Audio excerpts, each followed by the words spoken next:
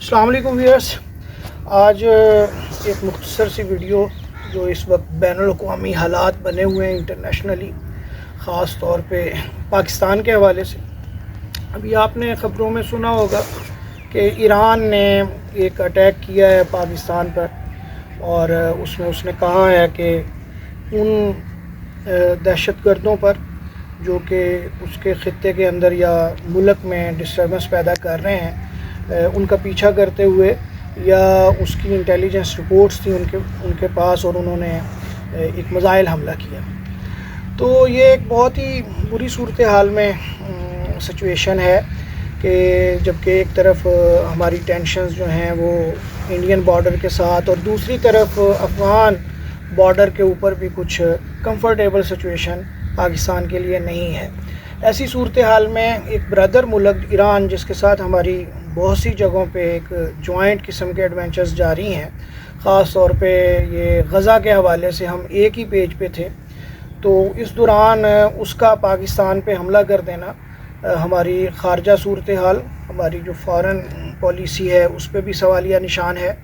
اور ہماری جو ان کے ساتھ بارڈر کی کوارڈینیشن ہے اس پہ بھی کچھ مسائل نظر آتے ہیں۔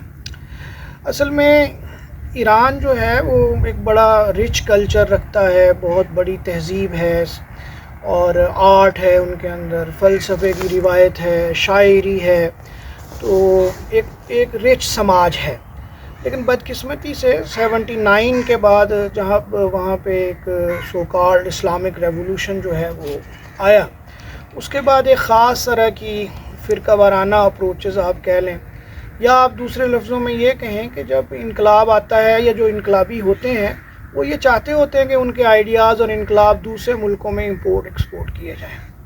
تو جب یہ انقلاب باقی ممالک کے اندر امپورٹ ایکسپورٹ ہونا شروع ہوا تو پاکستان اس میں ایک خاص صورتحال میں پھنس گیا،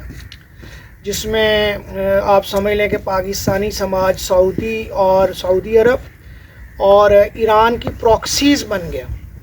79 سے آپ سمجھیں ضیاء ایرا اس کے اندر، پھر اس کے بعد جو چھوٹی موٹی سول گورنمنٹس چلتی رہیں ان کے اندر، پھر کہیں جا کے جب یہ وار آن ٹیرر شروع ہوئی اور ریاست نے ایک فیصلہ لیا تو ان لوگوں کو ختم کیا، یا ایک یکسوئی پائی گئی اس حوالے سے۔ لیکن بہرحال سماج کے اندر ایک ڈسٹربنس اس اسلامک ریولوشن کی وجہ سے پیدا ہوئی، اور ہمارے ہاں بھی جو ضیاء کی اسلامائزیشن ہے اس کے اندر بھی اس کا آپ سمجھ لیں کہ ایرانی انقلاب کے کچھ اثرات تھے۔ تو ایران نے اصل میں سعودی عرب کو کاؤنٹر کرنے کے لیے اس کے ارد گرد جو پراکسیز شروع کر رکھی ہیں، جیسے حزب اللہ ہے، یا شام کے اندر اس کے پرابلمز ہیں، یمن میں حوثی باغی ہیں، تو ان کے اندر بھی ایک طرح کا ان کی طرف سے بھی پریشر آ رہا تھا ایران پہ کہ تم جو ہے وہ اسرائیل پہ بات تو کر رہے ہو لیکن عملاً کچھ نہیں کر رہے۔ تو شاید اس ٹینشن کو ڈائیورٹ کرنے کے لیے ایران نے یہ کام کیا، پاکستان پہ حملہ کر دیا۔ تو یہ ساری صورتحال ایک عجیب سچویشن میں پھنس گئی ہے۔ تو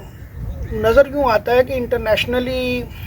یہ صورتحال کسی بڑی جنگ کی طرف تو نہیں جائے گی، لیکن ایک دفعہ ظاہر ہے خطے کے اندر جب اس طرح کی دو بارڈرز اور افواج کے درمیان چھوٹی موٹی جھڑپیں ہو جائیں، کیونکہ آپ یہ بھی جانتے ہیں کہ پاکستان نے اس کے بعد اس کو کاؤنٹر کیا اور ان کے علاقے میں اٹیک کیا ہے جا کے، تو